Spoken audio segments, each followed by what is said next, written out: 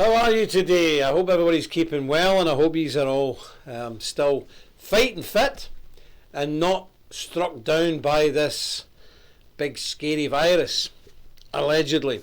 Well, today we have our good friend Nick Griffin coming on in a wee minute. Is he there? Hi Nick, how you doing? I'm fine, thank you, Drew. Welcome on to the emergency Templar broadcast. Now let me just see who's in the chat room. See what they're at, see who's all about, and welcome the people who have joined the show. Before we get into today's, I'm quite sure, enthralling discussion of what's been going on in the world, because I know the Americans, I know the Americans are getting locked down ever tighter. There's some parts of America still free, and others are locked down. Hello there, Tab. Good. How are you, brother? Nice to see you. Jason, how are you? Well, lad, nice to see you. Nice to see you in again. John McAlin, hello, how you doing? No guilt, good to see you in again. Who else have we got? Gareth, excellent, nice to see you. Big Niall, the Donegal Bogman. Paul Telford, how you doing? How you doing, Paul? Nice to see you. Hope to catch up with you. I think you owe me a drink. Who else is in there? Jonathan Boudin, nice to see you. You're always in. Wes, old regular, good, faithful man. Greg Howarth, good to see you, Greg. And that's about it for the moment. I'll go back later on. But anyway, without further ado, remember I've got to remind you all, like the video, click subscribe. Very important, you click subscribe, press the bell, comment below, and after this, share. So now I'm going to bring on Nick Griffin, one-time MEP and one-time leader of Britain's most successful right-wing party, the British National Party. So I'm going to go over to you. Mr. Griffin, are you with us? I am, Jim. Can you hear me fine? I can hear you fine, and unfortunately I can also see you. So lucky man, lucky man. Good. What can I do for you today? Well, Mr. Griffin, there's great confusion now breaking out in Britain. People are beginning to ask some serious questions about the veracity of what's going on. Now, the Templars pride themselves in being very hostile to conspiracy theorists and cranks, so we always have to be very careful what we say to people because they trust us and they trust our opinion. And I know your opinion is very sound. So would you like to give us your take on what is going on with this whole thing? Yeah, sure. Before I do, Jim, you mentioned cranks there, so just as a bit of light entertainment, let's discuss some real cranks, the left, just briefly. You remember we spoke just for the weekend on here, and I told the viewers about this hilarious case, really, with the mayor of Florence and other senior leftists in Italy, having just at the very start of this epidemic, organised a hugger Chinese day all over northern Italy. So as a picture I'd like you to get our techie man to put up, basically now, if you mention it to him. The first picture, this is in the same vein, but this one's even better. So we're going to look at the feminist rally picture in a minute. This is a feminist rally. Yep. This is one of 75 feminist rallies held in Spain, which of course is now also coronavirus central. Okay, we've got it up now. What we're looking at here, Nick? Right. You're looking at a picture of one of 75 huge feminist rallies held in Spain. This was the largest. This was in Madrid. They were all held on March the 8th to celebrate International Women's Day. Of course, a big thing in the feminist calendar. And the government was telling people a couple of days before this, don't worry about coronavirus, there's really none in Madrid, it's quite okay, come on these demonstrations, it's very important. With the result that they're now being sued in a class action, Spain's socialist government, the people who dug up Franco, they're being sued in a class action by, the other day, 5,000 people, and growing by the day, of people who've been hit by coronavirus, who have lost loved ones to it, on the grounds that this was negligence and worse, because the government, actually, they're caught out on this. They actually already knew that corona was in Madrid and spreading fast, and they covered it up. They deliberately lied to people to get a huge turnout for this feminist rally, and they've been caught out with it. So I think that's tremendous, and I do hope that even more people will join them in suing them. A good comrade of mine, by the way, Gonzalo, senior member of Democracia Nacional, he's been in hospital for a week He's in his early 30s, but frankly, he's rather too fond of his beer and his food. So he's been in his touchwood recovering, but he's had a pretty nasty time, and he's one of many in Madrid who can genuinely point to the government and said, "You people with your ridiculous feminist nonsense made it worse than it should have been." Wow. Now, just to show it's not just Spain, there's a second photo which I passed on to your techie man earlier, the one from the United States, if you'd like to get that up. One from America. Yeah. Now, what picture's that? And here we have. Is that it? This is the Nancy Pelosi Nancy one. Pelosi. The anti-racist hugging of Chinese. Oh, hugging the Chinese, yeah.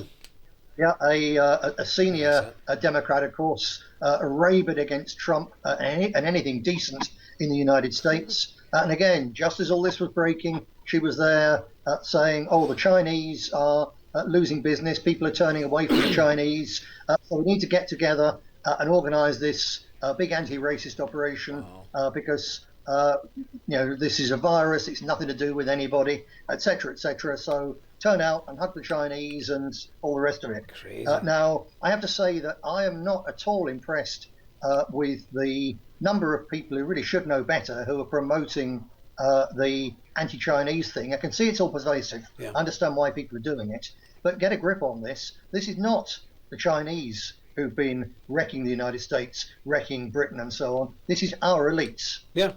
And the Chinese haven't created this. It's hit the Chinese very badly until they got a grip on it, because they've got a very efficient, frankly, sort of, it's not a communist state anymore, is it? It's a Chinese national socialist state. And it actually works very well for the Chinese, and they look after the Chinese. But the people who run the United States of America, the big capitalists in Wall Street and so on, they're terrified of China. And they've been trying to knock China back for several years, and they jumped on this, and people need to stop and think. And I put out on Telegram actually the other day, you remember probably, Jim, being a man of a certain vintage, the Black Power people in the United States during the Vietnam War. Before my time. I know it's your time. Before my time. When they were trying to persuade young blacks to reject the draft and so on, and not go and fight and die for the man's America. And there was a saying, I think actually it was Muhammad Ali, when he was Cassius Clay, produced his very famous quote, "No Viet Cong ever called me nigger." Yeah. So what I've coined since then is no Chinese ever tried to force our children or grandchildren to learn that gender and race are social constructs. Very true. Good. So, yeah, very true. But let's get back. I want to get back to Spain again, because Spain is run by a crazed socialist government who actually went and took Franco's body, dug him up from his huge mausoleum, dug him up, and put him in the grave next to his wife. Now, this is where there's a twist in the tale. When Generalissimo Franco, God rest his soul, when he died, he wanted to be put in the grave next to his wife. But the sort of people who were all around him at the time said, no, we must put him in this huge, massive mausoleum. So they've actually carried out Franco's wishes, even though it was done with ill will and cruel intent. But these are the people who, I know for a fact, Spain knew about this on March the 8th. We all knew about it March the 8th. So they encouraged a huge series of rallies to celebrate International Women's Day, which has now infected hundreds of thousands, if not millions of people. But isn't it interesting that 67% of all corona deaths, some places 75% of all corona deaths, are men? Should we be looking at the women rather than the Chinese? Yes, indeed. Well, certainly now you're quite right about the figures. There's now so much data come out that it is possible to crunch it, and it is absolutely crystal clear, as we've been saying for several days, and as you particularly said. I wasn't too sure for the start, because I'm particularly hostile to conspiracy theories, because the fake ones detract from the real ones, and there are some real conspiracies in our world. But you were right from the start for saying, no, this is a nonsense. And looking at all the stats that are coming out, yes, it's killing people. Yes, it's a horrible flu. But that's it. And so the thing is being drastically hyped. I've been sent a number of pictures. You mentioned Paul Telford in the room there. He sent me some really good ones. Sent me one the other day showing that television news footage, which was showing a hospital in Italy Exactly the same footage was then recycled, this time illustrating a hospital in New York. Yeah. And there's a number of examples. They've been caught out with this. It's very much like the climate change hysteria, and it's clearly being promoted by virtually all the political elite and by media around the world. It is. Now, I think some people are caught up in it just in the hysteria and the fear, and because if a politician errs on the side of caution, he's going to get hammered. Yeah. I think we've just seen that the Russians now locked down Moscow extremely efficiently and fairly ruthlessly. So that's everyone gets the fear to some extent, but the fear is being generated by the World Health Organization, people like that, and sections of the mass media, and it clearly isn't founded in the reality of the statistics or even what nurses and doctors, the ones that actually you talk to, real ones, as opposed to the ones who are up there and doing their media thing. Let me just step in there if you don't mind, Nick, because I've actually got some stuff on this myself, which of course I was right from the start. I get it wrong sometimes. 1978 I was wrong on who was going to win the Scottish Cup final, but since then, perfect record. No, I jest. But this is scary stuff, because a couple of things here. Steve Bannon, do you remember him, Nick? Steve Bannon, Trump guy? Yep. He's putting out these absolutely wacko videos saying that the Chinese are lying and that actually 125 million Chinese people died and it's going to wipe out the Western world. Complete garbage. Outrageous nonsense. So I don't know whether he's took too much of the whiskey and off his head or what he's at, but it's disgraceful. But there's another thing. I had a nurse on to me today. Now, think about this. I just want you to get your heads in this. And any women listening, I don't mean to insult you, but I've got to say women have a hysterical nature. And this has been driven mainly by women. I spoke to a nurse today, a nurse in Manchester, who's on an empty ward that's not packed with victims all dying. And she was almost hysterical. She's been on to me for about a week now. And she said to me a week ago, you won't be saying that in a week. So she's on to me today, still hysterical. I said, is your ward now filled from last week? No. But next week will be different. And I said, look, here is the figures from the British government. There's a thing called the daily winter death upswing. Daily, not weekly. So yesterday, Britain lost 400 people, and this is what she's on telling me. It's happening. 400 people died yesterday. We have a daily winter death upswing. That is basically deaths caused by cold, various viruses, just generally nasty winter weather in old people. And the daily winter death upswing in the United Kingdom last year, 2018 into 19, wait for it, was 1,600 pensioners per day between November and March died every single day. Now, most of them are not put down to pathogens or anything like that. It's just they're old, it's the winter, they've died, end of story. So we've got 400 and the whole country shut down. Every year we have 1,600 daily old people dying in the winter. So that's what's going on. But this woman, she's beginning to crack now and beginning to think, maybe there's something going on. But how can you tell me, Nick, how can people, faced with the facts, the figures, the lack of bodies piled up on the side of the roads, how can they still be so confused? And what's it all about? Is it a power grab by governments? What's going on? Well, they're confused. That it shows the power of the mass media. As I mentioned before, the whole man-made climate change, we're all about to die, and when it doesn't happen, it was going to happen in the year 2000, then it's a bit later, and then they come up with a different date and explain what they got wrong. It's actually very reminiscent of the millennialist fantasies around the turn of the first millennium, the year 1000, and then again in the 1700s all over Europe. You have these crackpot end-of-the-world sects. You have these heretical semi-Christian sects, as you know, in the United States as well, constantly promoting the end of the world. It's some sort of deep-rooted psychological thing that a lot of people have, I think. When it's not promoted, it's just a few cranky cult leaders with a few people that gather around them. When the end of the world cult is promoted by almost the entire world mass media, then a lot of people are going to buy into it.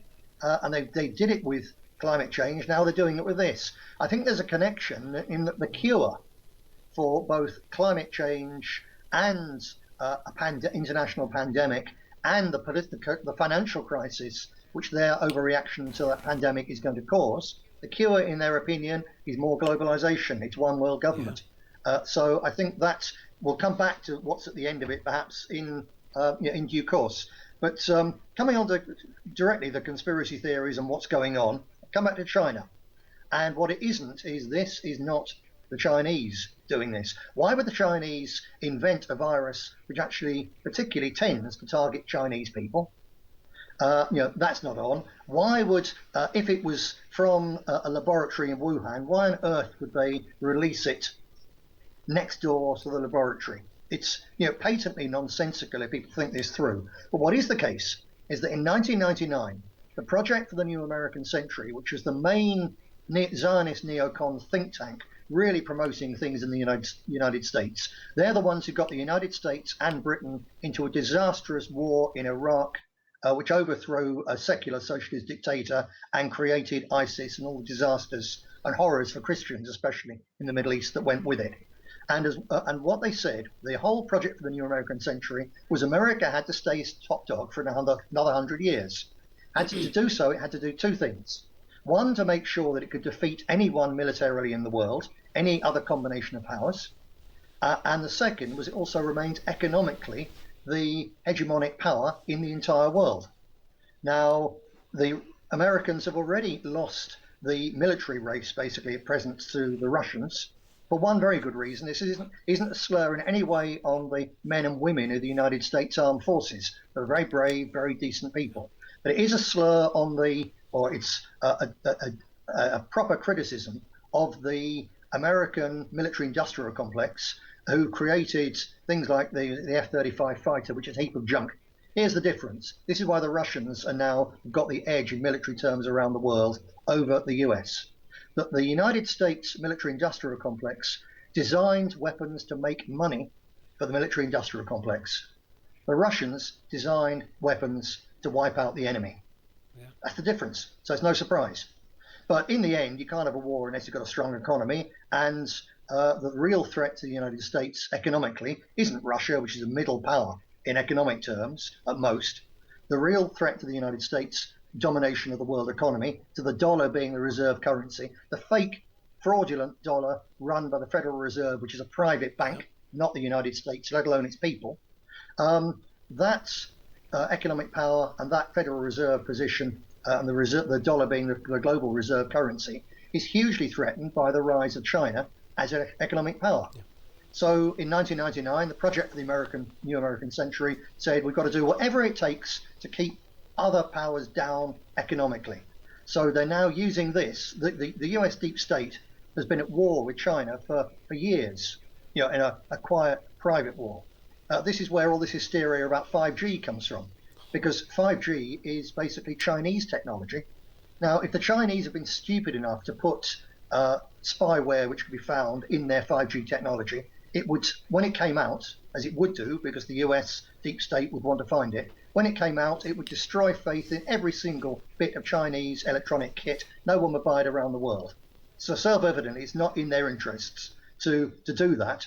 But the hysteria about 5G, I have no doubt, is one of these conspiracy theories, a bit understandable, but I would say you just look at the facts, and 5G is a Chinese threat to American dominance of high electronics. And so this conspiracy theory has emerged. It'll be from the CIA, pumping it out into the internet and so on, so that people pick it up and everyone looks at China instead of, I don't care what if the Chinese are listening to my phone call, because the Chinese, like I said before, don't want to stop people like me explaining to people what the British state is doing to teach our children about the most disgusting perversions as if they're normal. The people who I worry about spying on me are the British state, the British security forces, yeah. And the people that American patriots should worry about aren't the Chinese. They're the wickedly evil people who run the American deep state. Yeah, and just on the spying thing now, I'll just get the name of the television. What's the televisions the Americans, the CIA, were putting the bugs in? It's not Panasonic. I've got the TVs. What are they called now? It's a big brand. Can't remember, but one of the main brands of TVs on the planet. It was found a few years ago. Not a conspiracy. Nothing. It's been admitted that the Americans had managed to convince the company, who I think they were made in Taiwan or one of these eastern places, to Samsung. Yeah, I've got one. To put bugs in the Samsung TVs and make them into basically transmitters. And you know, the game that I'm in and we're in, my Samsung all of a sudden went on a blink. So, the TV I had in the house was a Panasonic, and it went on the blink, and I thought that's strange, and I took it a Toshiba, and I had to take it to go and get it fixed, and a wire had been cut in it. Very odd. So while that was being fixed, I had to use the Samsung. How peculiar that the Samsung that was in a different room all of a sudden had to be in my front room, because mysteriously my Toshiba had went in the blink. But the other thing I wanted to bring up was this. Our country and America and other countries have invoked special powers, emergency powers. We have a COBRA meeting in Britain, and then you have special powers. And that means then that a security force member is placed in every single editor's office and every single newspaper and every single TV company, news company, because they set the agenda so they don't cause a national panic or the papers start telling the truth. They need to keep it calm. So these disgraceful and outrageous headlines like Sunday's Ireland's Day of Death, 14 died, 14, and the youngest was 81. These are not just getting past the MI5 censors. I believe they're actually being written by the MI5 people. I think they're actually encouraging this, and they're actually doing it. But how long is it going to be, Nick, before people just wake up and think, do you know something? This is nonsense. This is nonsense, and I am locked in my house. And did you know today, the figures today, and goodness knows what it is in America, but today it was announced that 1 in 6 jobs have went in Britain. In case you want to know how many that is, that's 5 million jobs have went in Britain. If you extrapolate it up for our American friends to the American equivalent, it means the Americans are going to lose perhaps 25 million jobs, because the companies these people once worked for before. How do you think, Mr. Given, 6 million unemployed people in Britain and 25 unemployed people in America are going to react when they find out they've been duped? Well, they have been duped, but I think it's quite likely that they will never find out they've been duped. Because what the governments will do, having created this terrifying hysteria, and again, just one example there, I don't know if we mentioned this the other day, a couple of days back I watched a morning Sky News broadcast, and the music they used to introduce, the Daily Death show, was spine tingling. Again, as you say, this isn't accidental, and given that they've got embedded security service people in every major news outlet, then if they didn't want them to make people panic, they wouldn't allow that. So it's quite deliberate. Now, you can put a good gloss on it and say that they genuinely believe this. They genuinely believe we've all got to be scared into staying into our houses. So therefore, put on some spine-tingling music in your horror film stuff. So perhaps it's all right. But as to whether people will wake up, no, I don't think so. Because what they can do is, whenever they do decide, well, now we've got to relax it because otherwise, people are really going to go wild. They can just say we're relaxing it because our vigorous measures, the sacrifices we've all made, especially you, Mr. Little Man and Little Woman, it's worked. So we haven't all died. But unfortunately, we've now got a mega depression. Sorry about that, but we had to save lives. And I think it's quite likely that people will swallow that. So given that we've concluded, I think it's absolutely, you cannot conclude anything else when you look at the statistics and the reality and the lies through the media. We now know that this has been deliberately not created, and as you can say, we'll never know where it came from. It can have just been nature, one of those things. No one created the Black Death or the Great Plague in a bioweapons lab. They just came out of China, because even then it was a hugely populated place, but they do tend to eat some rather strange animals. It came out of China and spread around the world. This could well just be the same. Let's not bother with that. But the fact is now that it's been exploited for reasons. Now, what could the reason be? And I would say, as I say, I initially fought against a conspiracy theory angle, but when it's the only explanation, it has to be the explanation. So this is my take on it, Jim. That in 2008, the financial crisis caused by the greed and corruption of their banking system led to such a shambles that they've been fighting a new depression ever since by creating vast amounts of money, quantitative easing. And they've got to the stage when they can't do it anymore, where the world economy is, and you only had to look at the serious financial pages of serious newspapers and online analysts to see people talking about this for the last year or so, saying this cannot go on. This is going to have to crack. Now, if it had cracked without this, then this would be the political and financial elite and their system responsible for an economic catastrophe on a scale not yet seen in human history, and they would get the blame.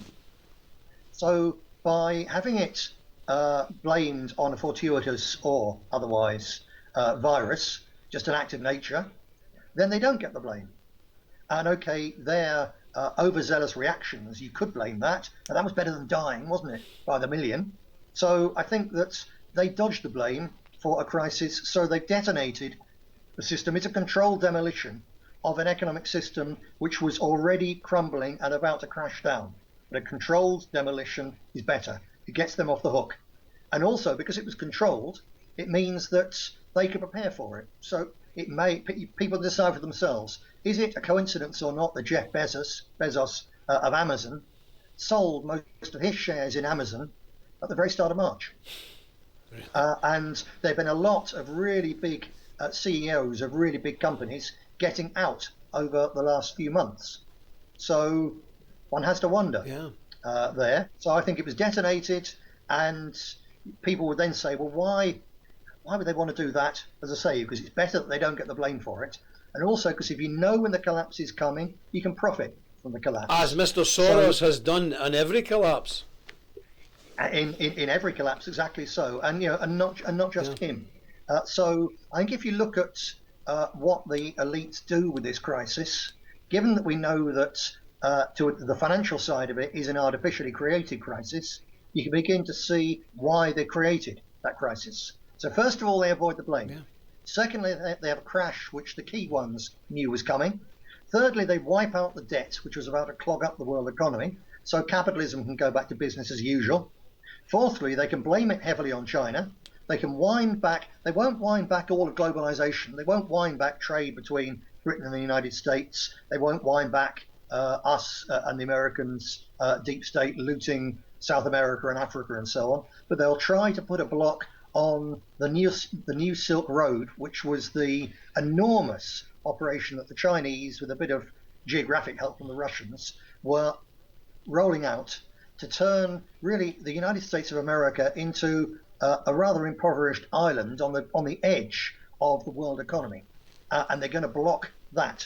I've actually seen this described by a few people, obviously trying to get it going in financial papers, as this is the Silk Road virus, because it's come along the Silk Road. So that's what they're trying to shut China out of this, because otherwise China is going to take over and mangle them, because the Chinese are one people, very efficient. And a government which actually, and an economic system which works for the benefit of the country and ultimately for its people, rather than the 1% super rich. Yeah, listen, you're preaching to the converted here. I think that was a brilliant analysis. I think it was absolutely spot on. I've been saying now for 2 years, how is the West, and I don't just say America, Britain, us, the West, how are we going to deal with this quantitative easing? Because people have been warning us. This is going to come and bite us in the backside, and we're probably a year or two overdue. And it would have led to the biggest collapse the developed world has ever seen in the history of the planet. And I think this is very fortuitous that this bug came along and caused that. But I'm just going to, if you just bear with me a wee minute, I've got to remind people to like the video, click subscribe, press the bell, comment below. And remember, it is important, people out there, if you're not already a member, to join the Templars. If you see the link below me, you can join as a Templar with a full regalia, or if you go further, click the little button, you can go further down, you can join as an affiliate. But we've also got that coin. I want to show you a coin today, because we have a lot of these coins, so I want to show you that. Let me see, there we go, let me open this up for you, let me see. I feel like one of these guys on cable TV, so tell me if I'm doing it right. Can you see that? I don't know. Can anybody see this? Yes, here we are. Coin, beautiful coin. It's 24 karat gold plated. It's not pure gold, so it's gold plated, but very nice. So, On one side is obviously the Knights Templar motif. It's very good. But on the other side, now the Americans will love this. We did it for the Americans, and we've still got some left, but you need to be quick. We've got the American Revolutionary War Minuteman. Brilliant, fantastic. The old Massachusetts Minuteman, and he's ready to go and take on the Brits and kick them back to where they belong. You know, remember, I'm Scotch-Irish, and we were right at the heart of that army, and to kick the English back to where they belong. So, hoorah! I've got one of these because the Minuteman is part of my heart also. But if you want some of these, there's a link below. Please get them before they're all gone. I would hate to see anybody disappointed. And they come in a little box. They're a bit pricey. How much are these? They're about $90 or something, aren't they? Yeah, I think so. They're a bit pricey, but it is 24 carat gold plated. You get a nice presentation box. There we go. I've got to do these things or people go on my case. But I think that was a brilliant analysis, Mr. Griffin, and I think you're 100% right.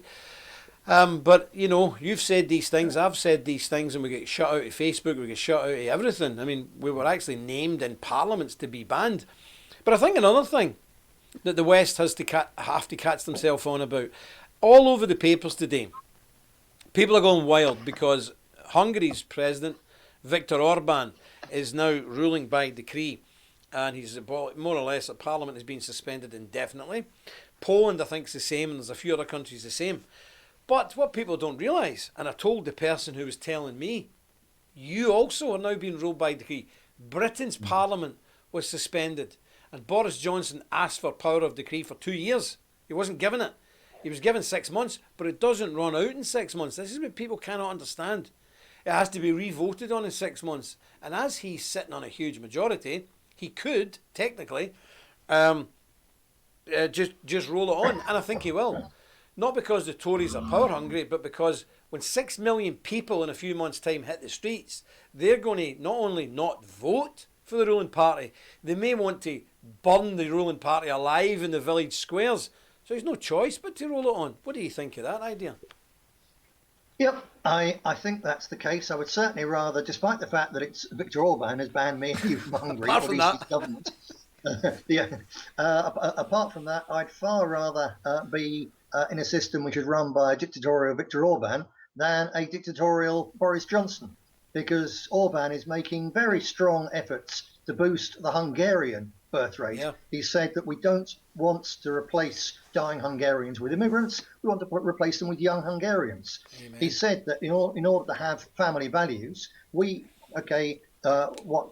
homosexuals do in the privacy of their own homes in Budapest is up to them, but we are not going to have relentless gay unicorn propaganda pushed in Hungarian schools and on Hungarian television. So I'd far rather have that than the horrendous things that Boris Johnson's theoretically conservative government has imposed on the education system and on our schools just a couple of months ago. So, but as you say, basically they've all now got these swinging emergency powers, and they'll let go of some of them, but they'll always be there on the shelf waiting to be picked up again. And as you say, the minute there's actually serious protests, you kind of protesters, destroying the centre of London and causing trouble. So these powers will then be used. And the police, we've seen the true nature of the extremely intolerant, liberal, politically correct police force and their overpaid bosses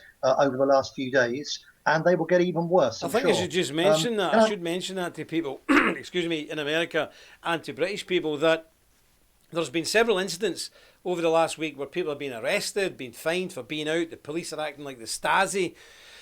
And now people have come out and said, look, and I've been saying it from the beginning, and I want to speak directly. I don't know the American laws, okay, but I'm going to tell the British people watching this, the police have no power whatsoever to stop and question you. You're under only an obligation to give your name, address, and date of birth. You're under no obligation whatsoever to even interact with them. They cannot stop you leaving your house 100 times a day. They cannot stop you going to the shop 100 times a day. They cannot stop you going to work. The recommendations are, if you can work from home, do it. Other than that, you have to go to work. There is nothing in law to prevent you going to the Lake District. People, ladies and gentlemen, there was a couple on the mountains of the Lake District. This is like your Rocky Mountains. A couple, an elderly couple. on a stroll on the top of a mountain, and the police sent a drone and said, get off the mountain, you will be prosecuted. And who's doing this? The normal police forces? No. The most liberal, LGBT friendly, and I'm going to name one of them, Cheshire Police. And they've been roundly told off, but here's what I found out recently.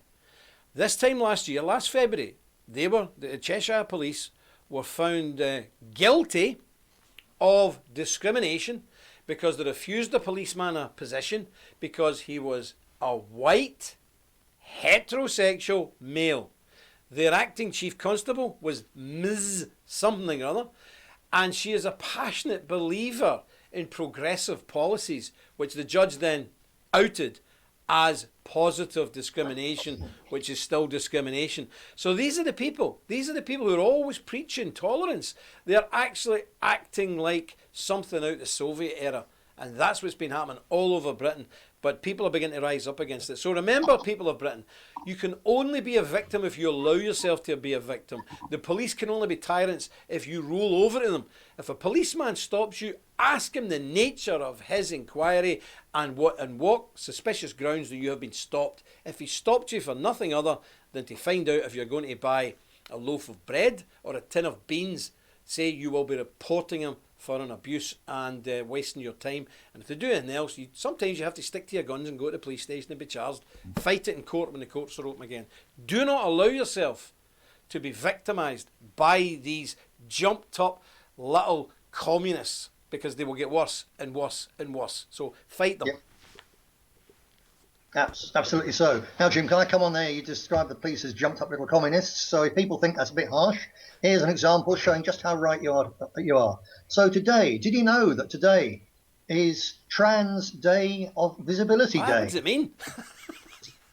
I didn't. It's the day when trans people had to be visible. That's going to be rather difficult when they've got to stay in their own homes in their pretty dresses and so on. But there you go. This Cambridgeshire Police, what? in the midst of this supposed appalling crisis, Cambridgeshire Police today on their official Twitter feed put out Happy Trans Day of Visibility. I've got to say that again to make sure I got it right. Happy Trans Day of Visibility, all. That's hashtag Trans Day of Visibility, all. We stand by our trans community and believe everyone deserves to live their lives free from hate and discrimination. And they go on then to say they won't tolerate hate and discrimination against trans people. They're crazy. I mean, it's just, it absolutely beggars belief. I responded to that on Twitter, where bizarrely enough, I still haven't been banned. And here's my commercial break. If you haven't already followed me on Twitter, people, please do so. That's Nick Griffin BU, which stands for British Unity. And also, because I do confidently expect to be banned on Twitter sooner rather than later, please also follow me on Telegram, which is a very interesting, a very much newer platform, which isn't fully committed to free speech, but it's a damn What's your sight handle better. on Telegram? What you called on Telegram? It's just Nick Griffin. Okay. I got there with the name first, so come and join me there, please do.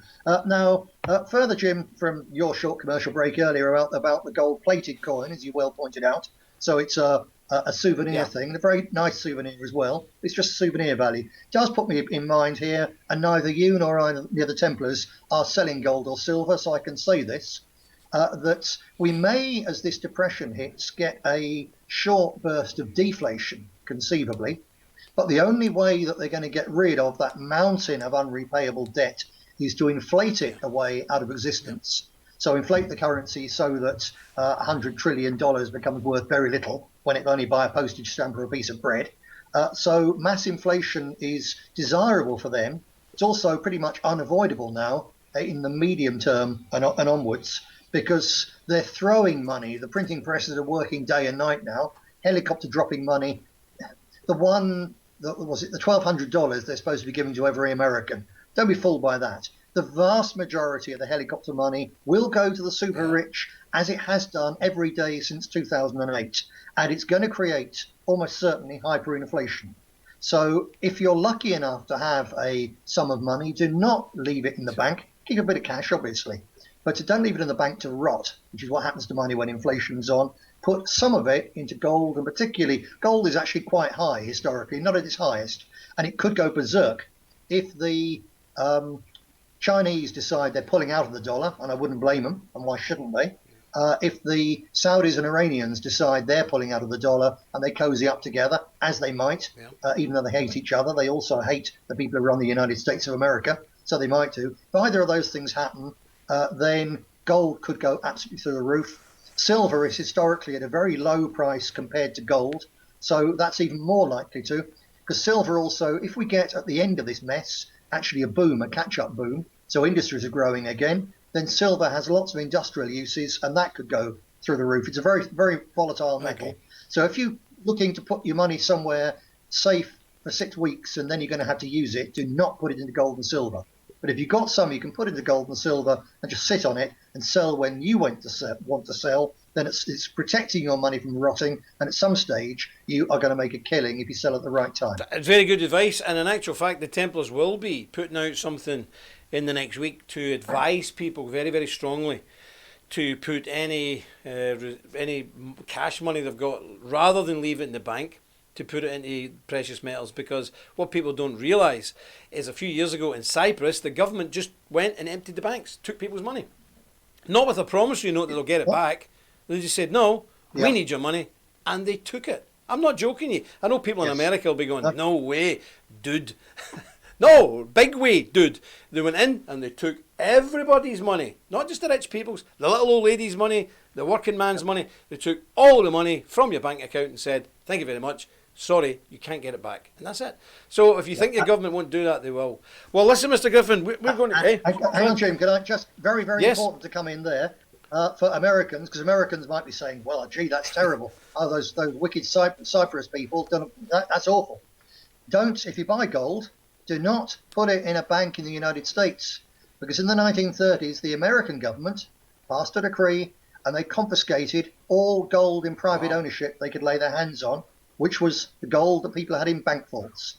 So don't put it there. Put it down the well. Put it down the well, folks. Everybody in America's got a well. Put the gold down the well. So put it. Don't even go there. Don't go there. Now you're on dodgy ground. Very dodgy ground. Okay. Listen, folks, I'd like to thank Mr. Griffin. I think that was a very, very interesting talk. You know, we live in days now where all these YouTubers are full of nonsense and crazy stuff going on. Mr. Griffin tells it how it is. He's got a wealth of experience in this game. I agree with everything they said there, because I've been thinking it for months and months, sometimes years. So I think that was a great talk, Nick. Thanks very much. Would you come back and join us maybe at the end of the week if you're free? I'd be delighted to. We need to talk about what's going to happen with the elimination of the middle class, which is going to be going on, and perhaps look into a crystal ball and see other factors which are going to follow as a result of this incredible historic disaster, scam, shambles, whatever you think it is. There's a lot to talk about. I'll be delighted to come back in a few days' time. In the meantime, I'll be watching about joining when you've got other guests on. And see you all again Thank you very much, Mr. Nick Griffin. Okay, folks, there you heard it here. And you're getting real gems of wisdom and knowledge here. Not from me. As you know, I do my best, but that was great. And he's spot on there. I know we've ran over a wee bit of time, but I think it was worth it, and I hope you agree. So that's all from me today. Remember, like the video, click subscribe, press the bell, comment below, and again, please join the order and get onto Discord and get onto Telegram. There you go. I remembered it. Telegram. See, I'm not going senile yet. So get onto these things so people can chat and get organised. So that's me until tomorrow. If the good Lord preserves me, and remember, stick close to God. You won't go far wrong. Dus vault. The threat is real, and we are on the front line.